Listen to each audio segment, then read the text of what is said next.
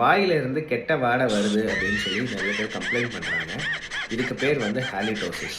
என்னென்ன காரணம்னு இந்த வீடியோவில் பார்க்க போகிறோம். அனைவருக்கும் வணக்கம். நான் உங்கள் டாக்டர் வருண்குமார் ஜே, காது மூக்கு தொண்டை நிபுணர்.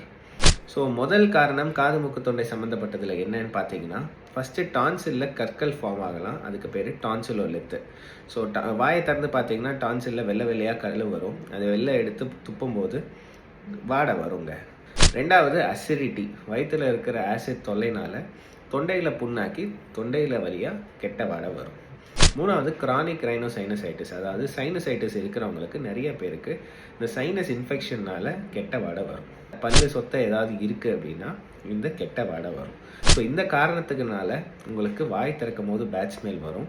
ஸோ இது எதனாலன்னு பார்த்து ஒரு காது மூக்கு தொண்டை நிபுணரில் டயக்னோஸ் பண்ணிட்டீங்க அப்படின்னா அதுக்கேற்ற வைத்தியம் எடுத்துக்கிட்டால் இந்த பேட் ஸ்மெல் கம்மியாகும்.